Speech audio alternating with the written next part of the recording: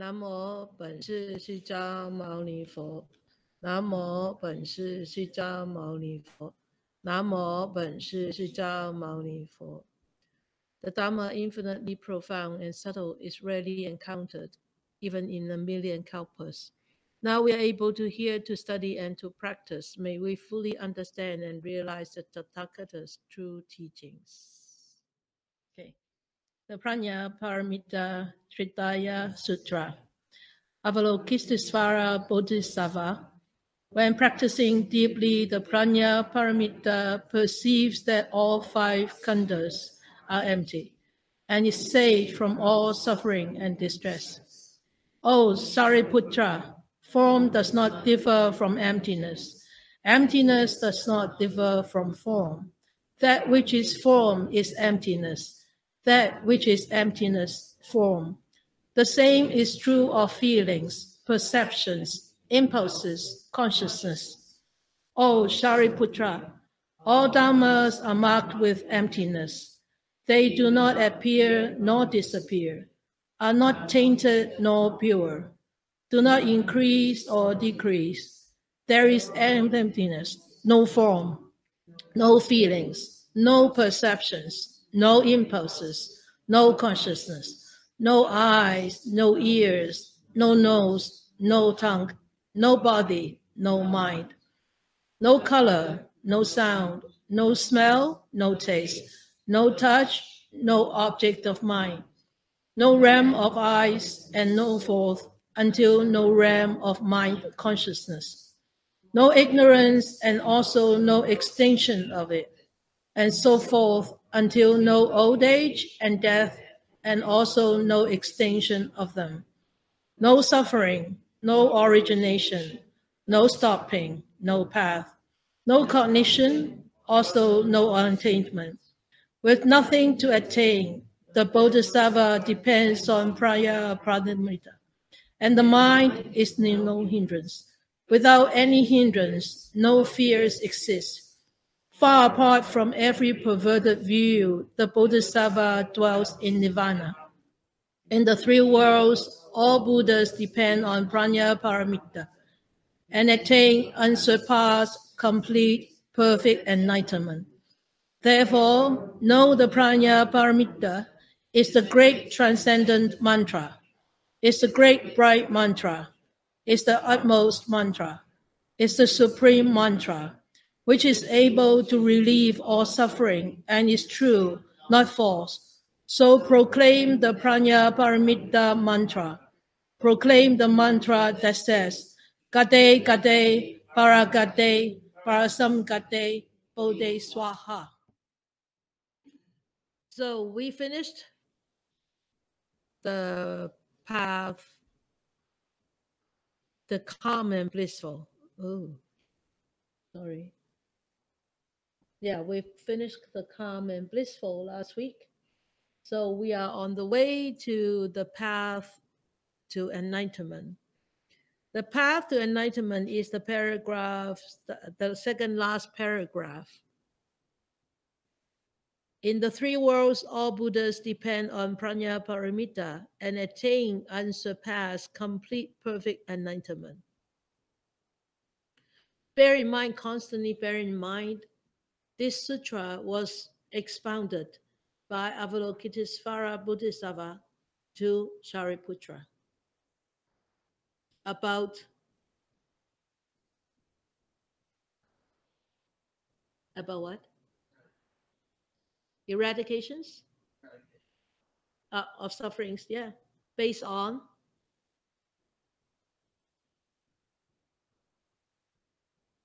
yes, that's one part. Based on the whole core thinking of this sutra is emptiness, sunnata, remember. So the whole thing, the whole essence of this sutra is emptiness, sunnata, and even the Four Noble Truths. It's emptiness. Okay, emptiness in the Four Noble Truths. So, and also bear in mind the definition of emptiness. It's not really empty. It is conditioned, impermanent, indivisible. Very good.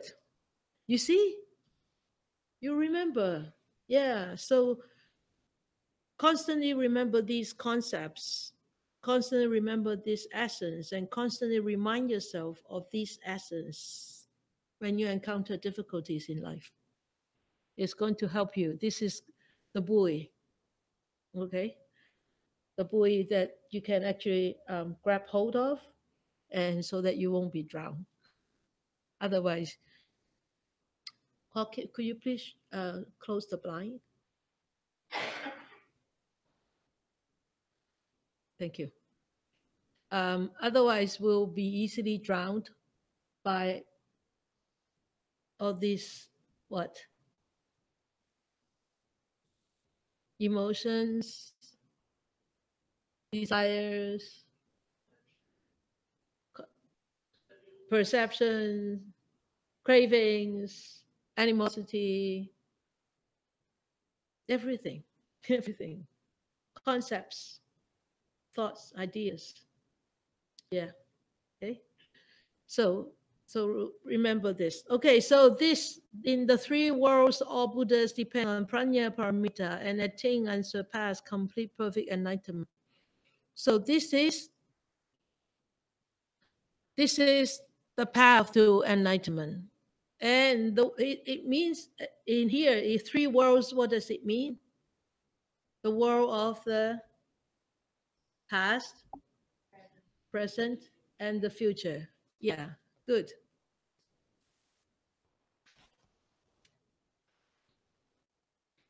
I'm just going to read. I wasn't going to put it in the PowerPoint. Why did he talk about this past, future, and the present? Remember the night of his enlightenment, after he actually enlightened, and he said, monks, it occurred to me. Let's see. No, not here. Oh, right here. This here. When he attained his enlightenment, he actually attained six different kinds of supernatural power. Okay, so a lot of you have this book. Okay, in the Buddha's word, and it is actually, I think it's chapter 1 or chapter 2, the bringer of light. So on page 66, if you want to look at it. Why does he talk about the three worlds? He said at the night of his enlightenment, he said, I directed it to the knowledge. It, that means the mind, to the knowledge of the passing away and the rebirth of beings. And before that, actually, he said, I directed it to the knowledge of the recollection of past lives, my past lives, his past life, the Buddha past life. I recollected my manifold past lives. That is one birth, two births, three births, and so on and so forth. Many eons of world contraction, many eons of world expansion. That means eons of life. And there I was so named of such a clan, and then with such an appearance, such was my nutriment, such my experience and pleasure, and so on and so forth. So I was born then elsewhere, and there too I was so named. So that is the past world, the past lives. He did not just see his own past, and he also saw the past, the rebirth and death of beings. He said, I directed it to knowledge of the passing away and rebirth of beings. With a divine eye, which is purified and surpasses the human, I saw beings passing away and being reborn, inferior and superior, beautiful and ugly, fortunate and unfortunate. And I understood how beings fare on according to their actions thus. Okay? So we know without this Prajna Paramita, we will be constantly running in the cycles of samsara. Because why? All these defilements, all these attachments, all these judgments, the seeds of these are constantly being stored away in the eighth consciousness. And he also said,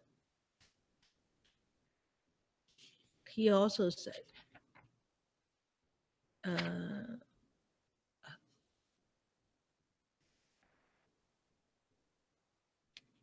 see.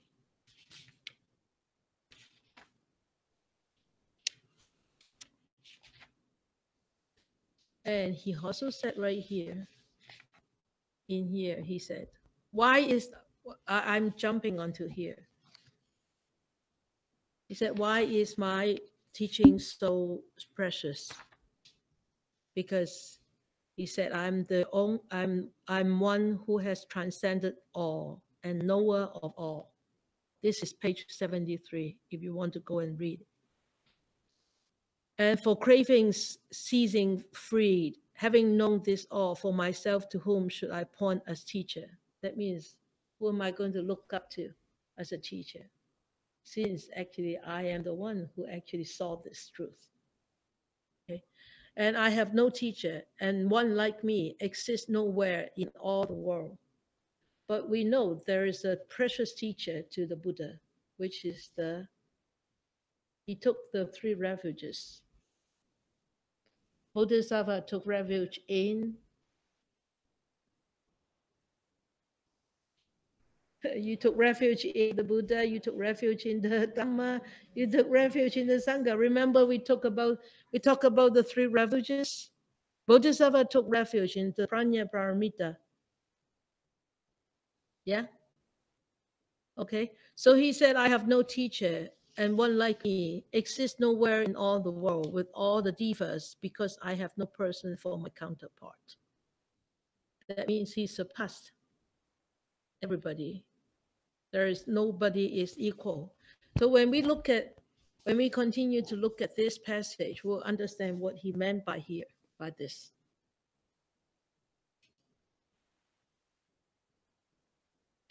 He said, in the world in the past, the world in the future, and the world in the present. All the Buddha in the past, all the Buddha in the future, all the Buddha at the present world, all depend on the Prajna Paramita to become Buddha.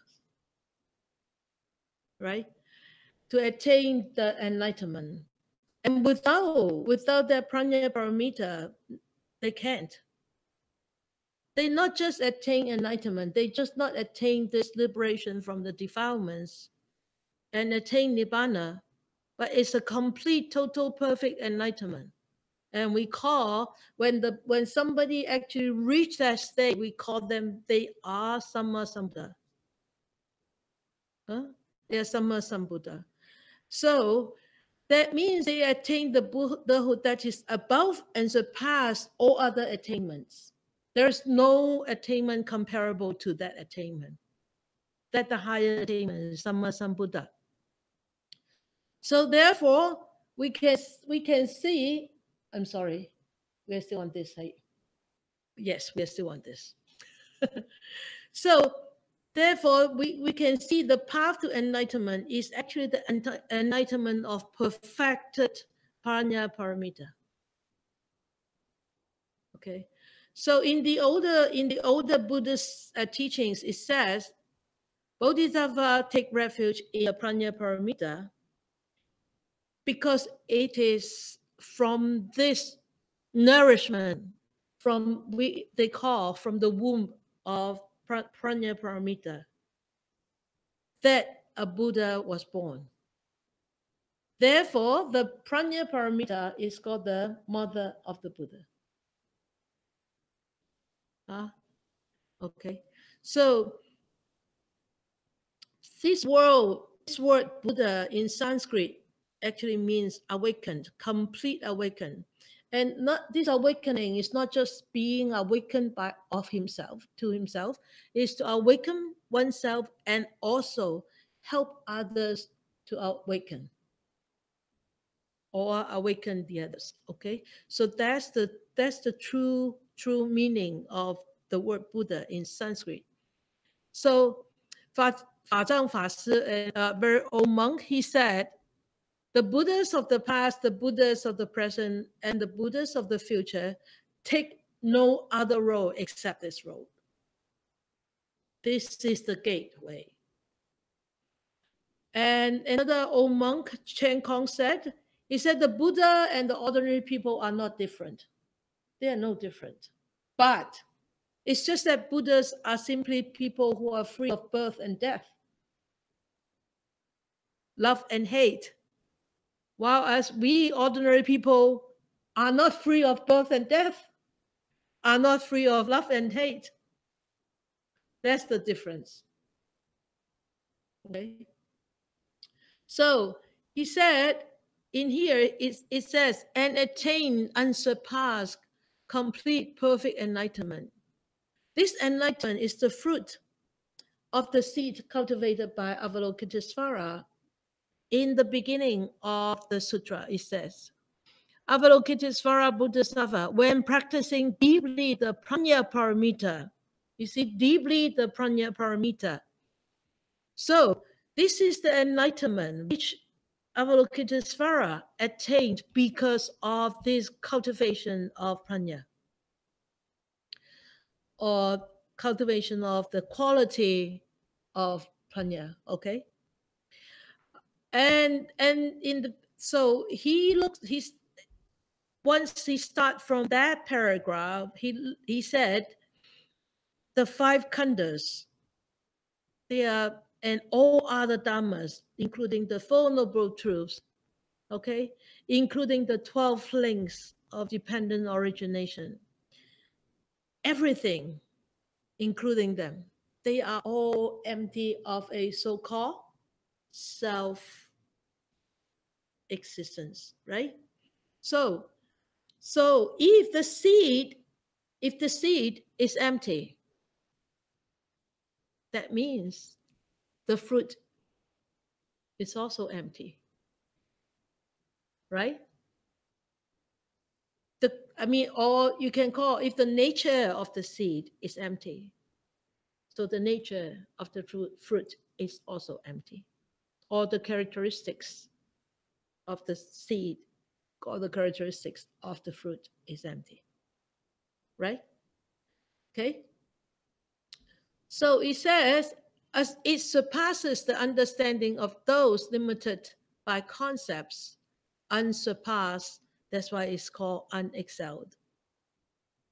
Okay. So we are not bound by the concepts anymore. Why can we transcend? Because we are bound by all the concepts, right?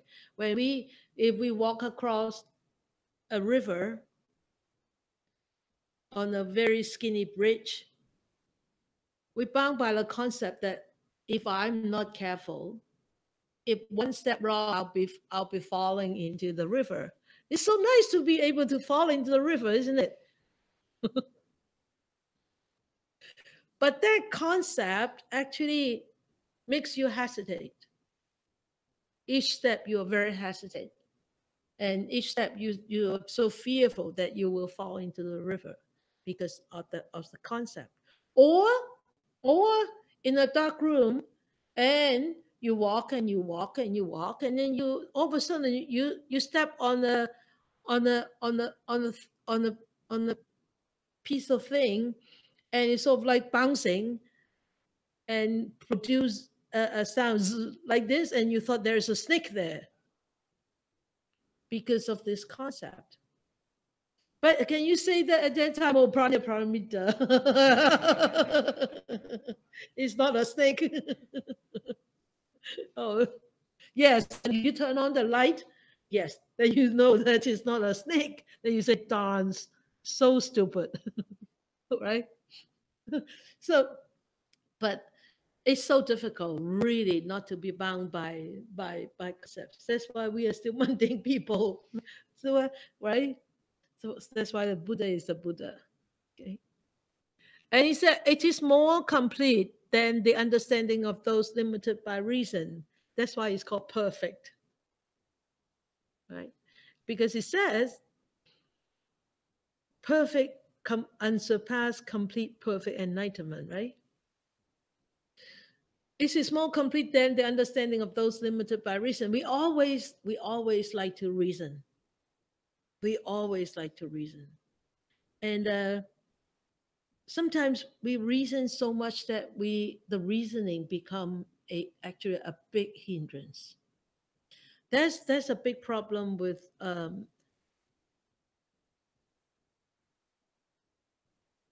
better not say it. I better not say it. But anyway, I think we all understand. If you try to reason, you're really not understanding prajna. You're really not understanding prajna. You will get boxed in by your reasoning mind. And do you know how far you can go? How far you can go? If you're reasoning it with this mind, how far you can go? You can't go very far, right? And also, it's very likely that you get so tied up by whatever you experienced in the past, and you try to reason out your present experience. Oh my goodness, you're stuck. You're stuck, really stuck. So that's very, very be very, very mindful. Okay. Otherwise, we will be constantly creating sufferings for ourselves. And you will never be perfect. Sometimes I doubt whether we can ever be perfect. But I think we can be perfect. We have the faith. We should have the faith in the Buddha's teachings. It's just that we are not perfect. That's why we think that we cannot reach that perfection. But we can one day. Okay. And it dispels the darkness of ignorance and shadows of illusions. That's why it's called enlightenment. Right? Like like here, like in this room, if it's completely dark and you just turn on one light and the whole room is all bright lit up. And that's why in this here in this chapter 2, the Buddha was called the bringer of light. He brought light. He said, monks, there is one person who arises in the world for the welfare of the multitude, for the happiness of the multitude, out of compassion for the world, for the good welfare and happiness of devas and humans. Who is that one person? And he says, it is the Tathagata, the Arahant, the perfectly enlightened one. This is that one person. So that is the Buddha. Okay. So you understand this unsurpassed, complete, perfect enlightenment. So this is actually the whole path to enlightenment, and it expounds what is actually unsurpassed, complete, perfect enlightenment. That unsurpassed, I mean, nobody can beat it. Oh, one more reading from the book. I think this book is such a great book.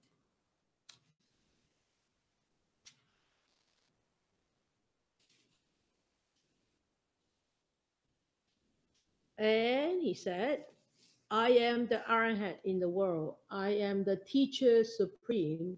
I alone am a perfectly enlightened one, whose fires are quenched and extinguished. That means he's completely abolished all the defilements.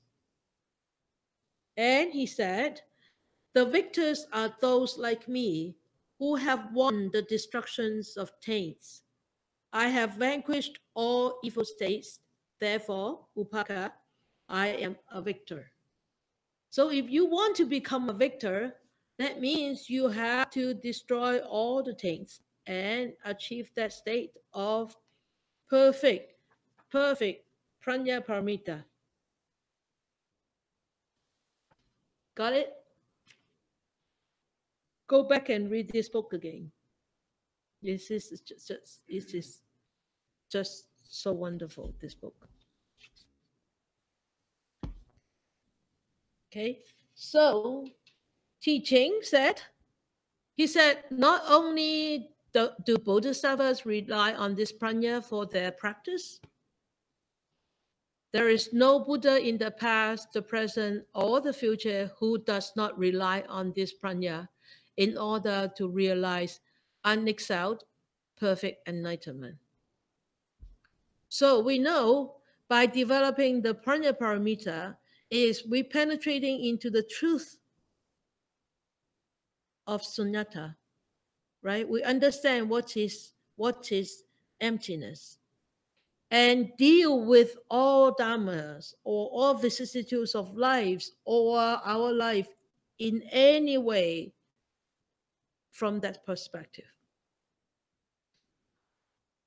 Whether in the past, present, or future, the past and the future is actually infinite, right? It's only the present that actually depends on how long we live. So the past and the future is infinite. That means whatever is in the past, we cannot change anymore. But whatever in the future, there is a hope for us to be enlightened. A sure hope for us to be enlightened. But everything has to start from here. Start from this present life. So we are very lucky. We are very fortunate. Not just encounter the teachings, the basic teachings of the Buddha, but the real deep teachings of Sunnata. That's even more fortunate. Okay, so because why? Because it's said the Sunnata is the womb where all the Buddhas grow, come out, and because it is the mother of all Buddhas. So we have a real mother, which is the Prajna Paramita. So we are lucky. Even though our parents are all gone, don't worry. We have this forever mother here, which is the mother to lead us, to help us to liberate, to be liberated from the cycles of death and birth, rebirth. Yeah. So that's the fortunate part. Okay. So now we're going on to the last paragraph. Wow. You wish it hasn't, eh? So the last one is, therefore know the Prajna Paramita, and this is called an auspicious path. Therefore know the Prajna Paramita is the great transcendent mantra. It's the great bright mantra. It's the utmost mantra. It's the supreme mantra, which is able to relieve all suffering and is true, not false. So proclaim the Prajna Paramita mantra. Proclaim the mantra that says, Gade, Gade, Paragade, Parasangade, Bodhiswaha. So the last phrase, the last sentence is Sanskrit. Okay. So this is the great transcendent mantra. You would say, mantra, why? Why would the Buddha say mantra? In ancient India, it is generally believed that the recitation of mantra will produce tremendous power, and support, and to chase away all spirits, and to cure illnesses, and to clean places, and to dissipate the disasters.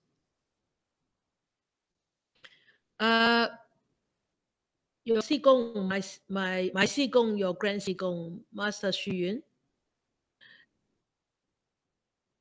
During the Qing dynasty, there was a famine for so long, and then there was is it called a plague?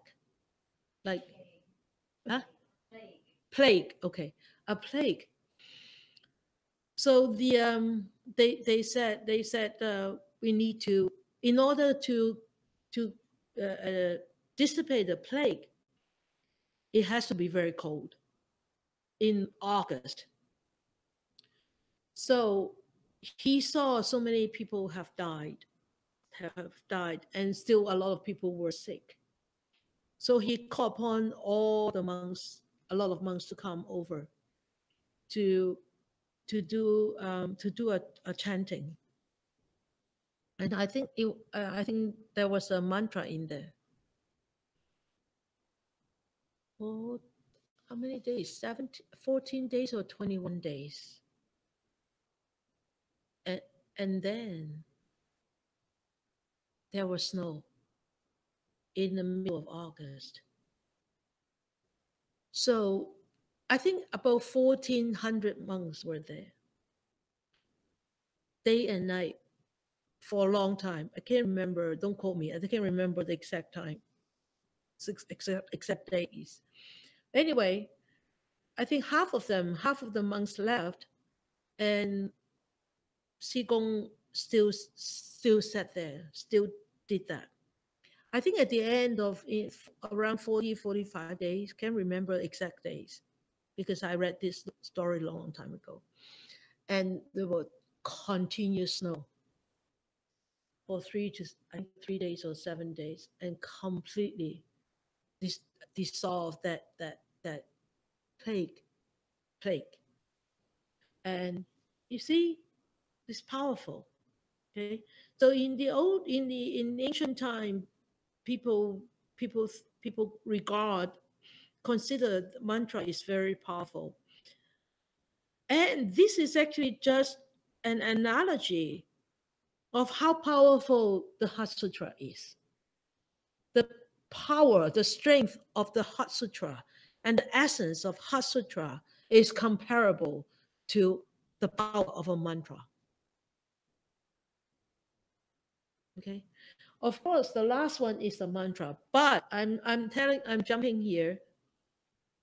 This last sentence, if you go and read the big Prajna Paramita Sutra, the long one, there is no, this sentence is not there. So it's only in this very short version of Prajna Paramita that this gade parasangade is here. So in the long version, it's not there. Okay? So who put it in? Nobody knows. Whether it comes really from the original, we don't know. Right?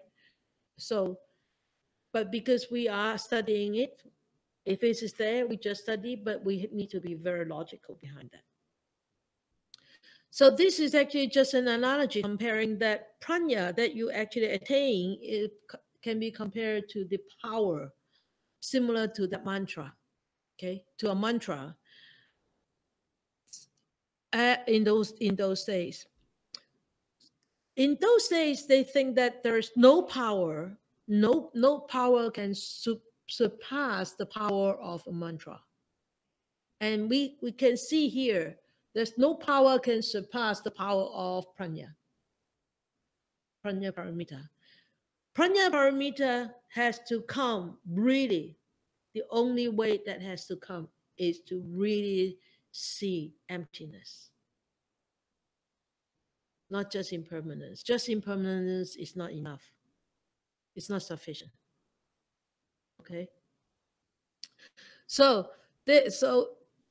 you can see this Heart Sutra is, the power of Heart Sutra is comparable to the power of mantra.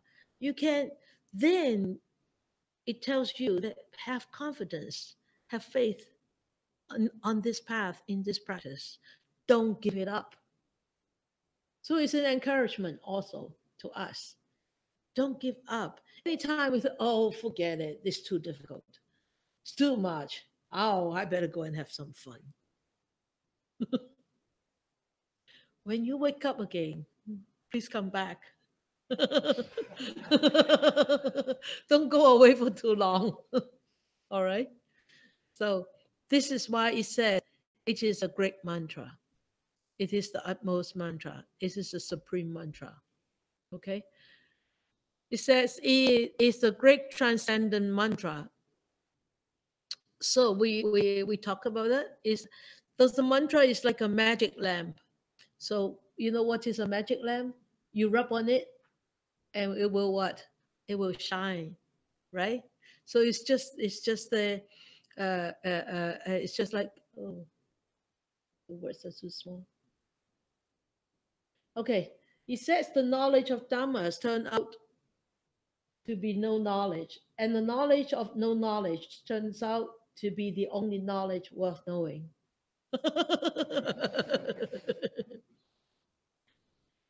Well, most of you have set courses before. When you are observing a blank piece of area, there is no sensation, but you're observing. That is awareness. That means you don't crave, you don't judge, you don't expect, you don't interfere. You see? That's the way it is. The way it is. So the knowledge of Dhammas turn out to be no knowledge. That means it's empty. It's you understand it, and the knowledge of no knowledge turns out to be the only knowledge worth knowing, because you are continuing to be mindful, knowing it arises, it passes, it's conditioned, it's indivisible. Indivisible. Okay, so this when you rub on the lamp and it this that there is this light shining. The light shining is the Prajna Paramita. It's not Avalokiteshvara. It's the quality. Okay? It's the quality. And the quality is the great transcendent wisdom. And the quality is the mother of all Buddhas. That means Prajna Paramita.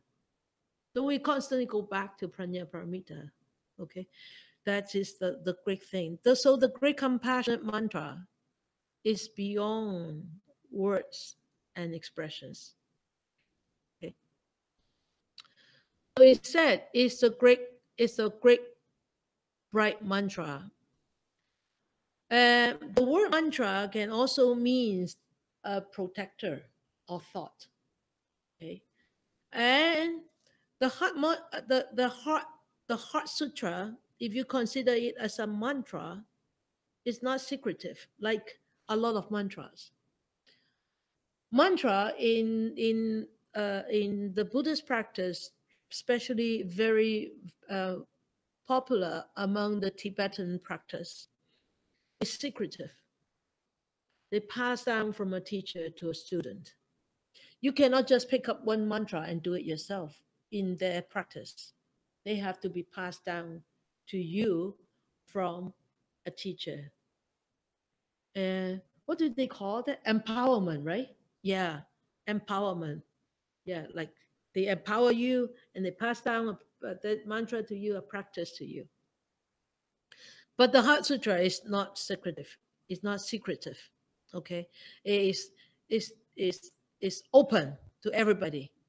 Even though you are not practicing the Buddhist teachings, everybody knows the Heart Sutra. Everybody knows, and it is easily accessible to everybody, and also easily accessible to people who want to practice, right?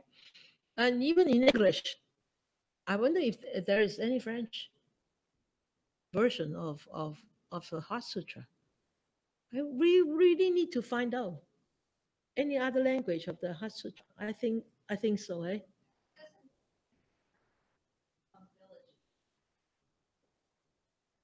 Hmm, maybe German too, Russian, Slovak. Yeah, so this mantra is actually reminds us of the teaching that we have to resolve what? Resolve all these ego thing, or this self is real. This self is real. This self is permanent. So you have to resolve those ideas, those thoughts, and this is a great guide to resolve those. Okay, so that's why it's called a great bright mantra, because it actually lights up our life, and it is the utmost mantra. The utmost mantra, that means it is an unexcelled mantra. Nobody can surpass it. Enlightenment is unexcelled. Nobody can be better than nobody can excel enlightenment. So then this enlightenment goes beyond everything, goes beyond all categories, and including we call the highest categories in the Buddhist practice is the Abhidhamma. Abhidhamma is considered the highest category of practice because it's so philosophical and so logical. It's they call logical and so intellectual. Okay, Abhidhamma, Lun. So it excels that one too. This mantra, because it is identical to enlightenment, therefore it is also called the unexcelled, utmost, unsurpassed mantra. There is nothing beyond it. There is nothing equal to it. There is nothing like it. Okay? So beyond this one, there is no more enlightenment because this is the utmost enlightenment. In one of the very renowned translator, Kumarajiva, you know Kumarajiva, Kaumolosam. Kumarajiva translated one of the translation. Kumarajiva translated. The ruling king at that time is called Indra. Okay, Indra asked the Buddha. He said, "Bhagava, where is it? Sorry." He said here, Bhagavan, that means Buddha. The Prajna Paramita is a mantra of great magic, an unexcelled mantra, a mantra equal to the unequaled. And why is this? Because the Prajna Paramita can eliminate all evil dharmas and give rise to all good dharmas. The Buddha answered, he said, all Buddhas of the past have relied on this mantra to become enlightened, to realize unexcelled perfect enlightenment. And all Buddhas of the future and all Buddhas of the present, throughout the 10 directions. You know what are the 10 directions, right? Which are the 10 directions?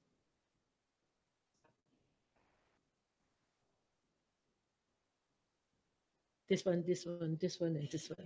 Okay. Yes, northeast, southeast, northwest, southwest. 10 directions, okay?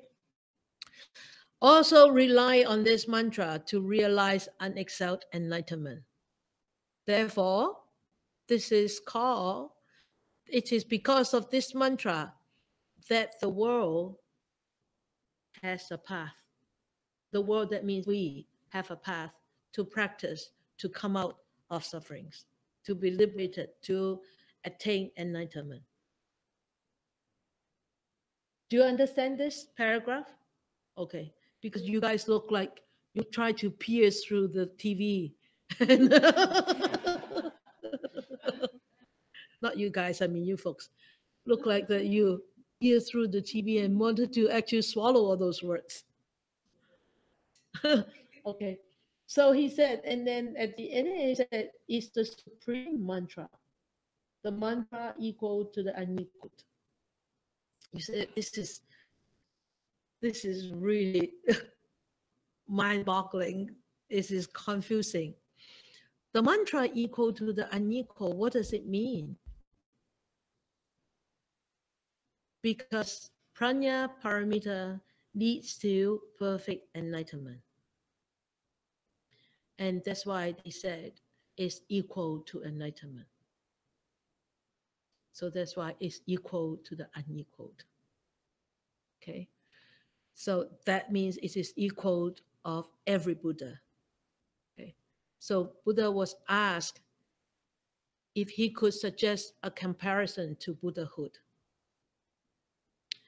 And he said, in the Kumarajava's translation of the Perfection of Wisdom Sutra, that means the great Prajna Paramita Sutra.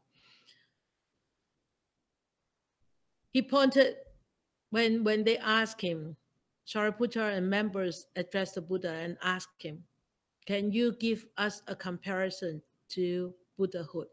You know what did the Buddha do? Of course, we are not Buddha. How will you know, right? He pointed to the sky. Pointed to the sky. He said, "The sky is unbound. The sky is indivisible. The sky is all pervasive." Right? Even though that we may have many planets, but can we find the boundary of the sky? We can. And he said, this being unexcelled, this mantra likewise has nothing above it. So auspicious, so great, nothing above it. And being unequal, this mantra, there's nothing below it. Everything is below it. Being equal to the unequal is no different from Buddhahood of every Buddha. Understand? Okay. And Buddhas are different, but Buddhahood is not different. They attain the same Buddhahood, but we have different Buddhas. Right? Okay. So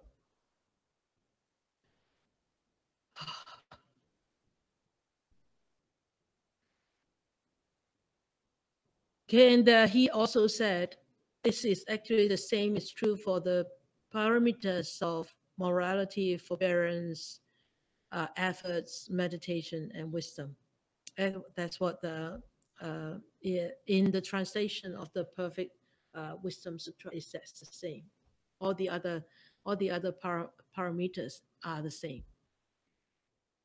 And Cheng, also a very renowned monk, and he said, because it can drive away the demonic torment of birth and death. That's why it's a great mantra.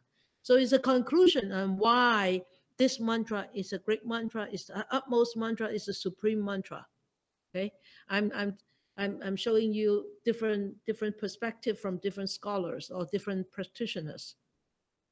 Because it can break through the ignorance and darkness of the endless night of birth and death. That's why this is called the mantra of great magic. And because of no Dharma in this or any other world excels the Prajna Paramita, that's why it's called the unexcelled mantra. And he said, because Prajna is the mother of Buddhas and gives birth to limitless virtues, nothing in this world or in any world can match this, while it alone can match everything else. That's why this mantra equal to the unequaled.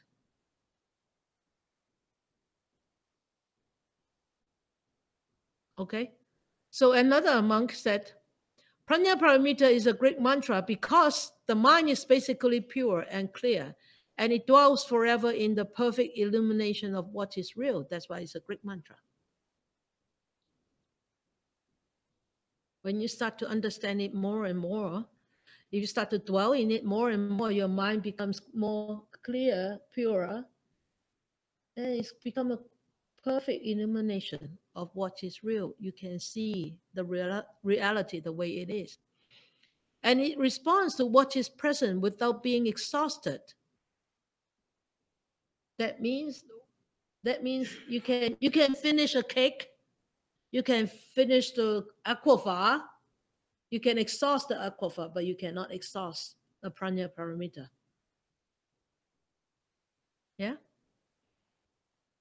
And nothing surpasses it. We have looked at that already. So that's why it's called an unexcelled mantra. Okay, this is a very famous monk. We kept talking about him. We kept bringing him up because he is actually a very, very achieved monk, both intellectual and practical. He actually has a very high attainment. Fa Zhang Fa Shi said, it eliminates obstruction and it's not false. That's why it's called great. It is the light of wisdom and not ignorance. That's why it's magic. And it is surpassed by nothing else. That's why it's unexcelled.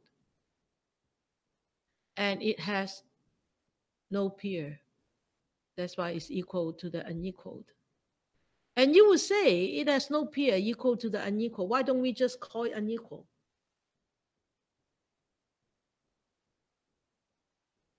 Why don't we just call it unequaled? Nobody can equal this. Why would we say equal to the unequaled?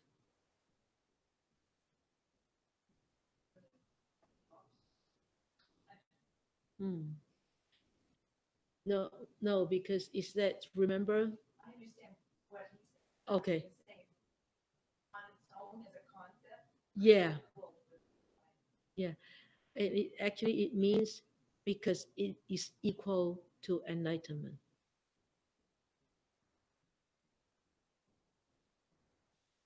You see? So that's a different perspective. Okay? So that's why this is called an auspicious path. Do we have time? Okay, utmost mantra. See, we can finish the next one. Which is able to relieve all suffering and is true and not false. So Avalokiteshvara actually reveals to us the function of this mantra, as well as the qualifications to fulfill such functions. This function, what's the function of this mantra? We talked about it in the beginning of this whole thing. Don't misunderstood, this is a mantra. This is a sutra. But because we are talking about the mantra now at the last paragraph, that's why I call it mantra. So what's the function of this sutra? To become enlightened, to free us from all sufferings, to liberate ourselves from all entanglements, and attain the ultimate freedom and happiness and peace, right? So that's the whole purpose. So what's the best way to qualify this mantra? Or what's the qualification of such a sutra to be called such a great sutra?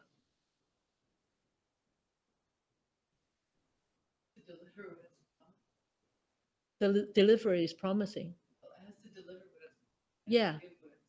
Really? Just promising? I can promise you a good future. It has to deliver. It has to actually have that as a Okay. Well, yeah. Everybody is looking at the TV, but you cannot find the answer there.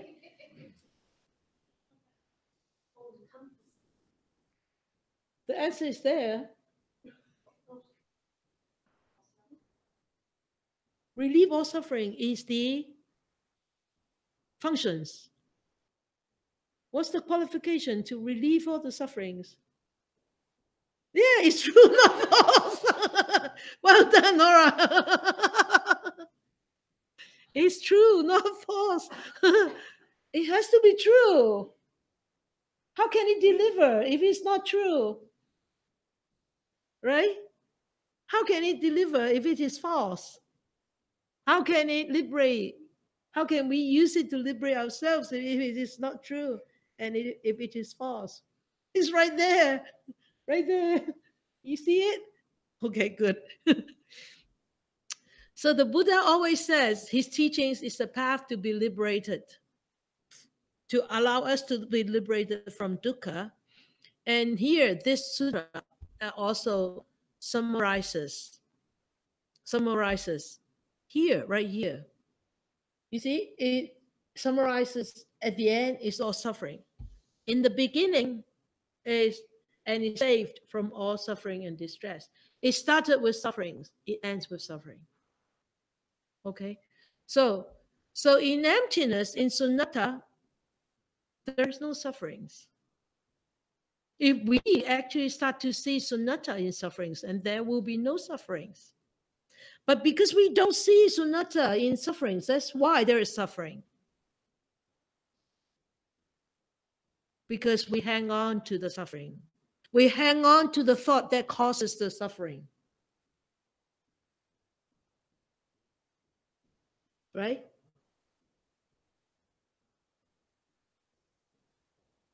If somebody do something or say something or punch you in the face,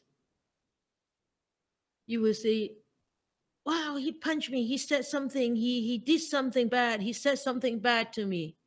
And you allow this thing to stay there all the time. And you don't see the sunnata, the some emptiness, the conditions arising. It has arisen. It has arisen. It has arisen. It has passed. But so many people, what? Embodied it. Swallowed it. Embraced it. Possess it.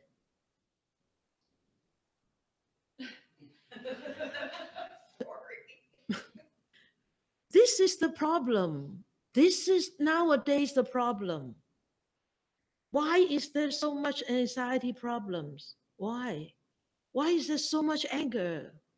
Why is there so much emotional problem? Why? Because people hang on to the sufferings and don't see the nature of sufferings. And from that suffering, the suffering keeps multiplying. That's why if you really have some dukkha, some sufferings from the past, or some really unpleasant experience from the past, don't keep talking about it. Let it be. See, it has arisen, it has already passed. If you keep talking about it, every time you talk about it, you strengthen it one more time. You add fuel and it goes back into the mind. It comes up again, you talk about it, it adds fuel, it goes back into the mind. Yes, Bob? I don't know if I'm trying to reason. I know it was talked about last week.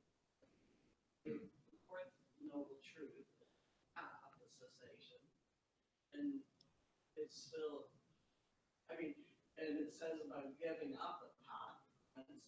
Once you attain the path. No, but once you then you give it up. Yeah. Light, right? Yeah. So this sutra. How does I'm not too sure how they're. How they link together. Yeah, because even that line says, which is able to relieve all suffering. That's what the path is supposed to be. Yeah, which is able to relieve all suffering, because when you start to see sunnata, there is no more path for you to see. You don't need a path anymore. Yeah, so that's what I'm saying. Yeah. That's what I'm saying too.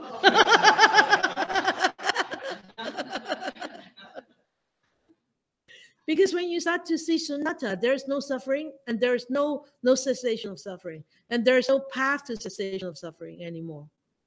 But we're saying that Dharma is empty, no form, empty. But we're still talking on the last paragraph about relieving suffering.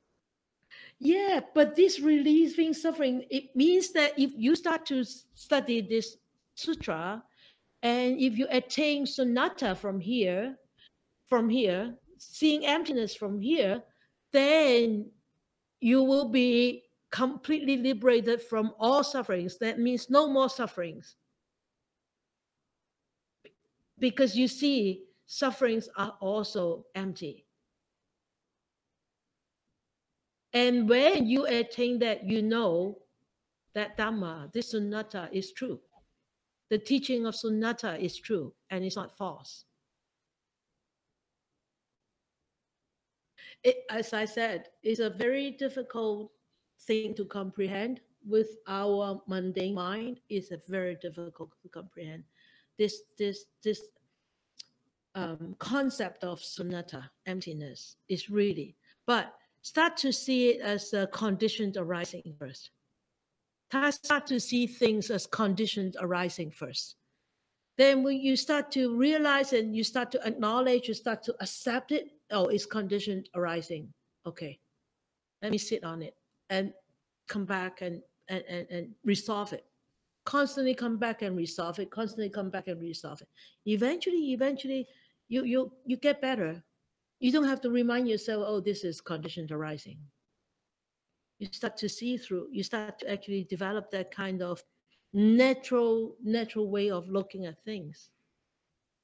Then you may still have emotions, you may still be angry, you may still be upset, but you don't what? You don't hang on to those things for too long. We cannot be saints and sages within just this thing. No, it doesn't happen. Even the Buddha has eons of worlds, contractions, expansions, eons of time. Okay? So be patient. I'm not going to ask you whether you understand, but you will gradually understand more. But go back and read it, go back and recite it, go back and, recite it and read about it, recite it, read about it, recite it, read about it. You will gradually will understand a little bit more and more. Okay.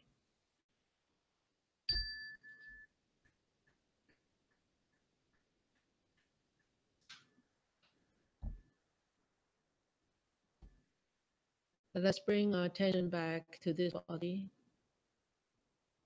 to this mind, constantly experiencing the flux of changes within this physical existence. We allow a good thought to arise on our mind. For all the benefits that I gather tonight, may I share with all beings,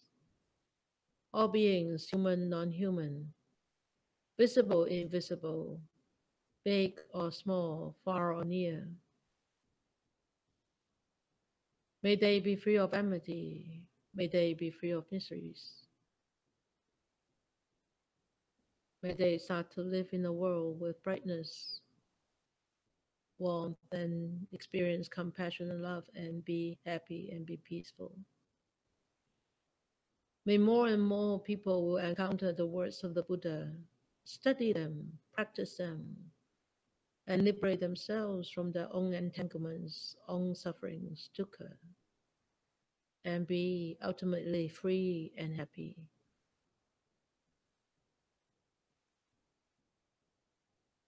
May you all have a good 2 week.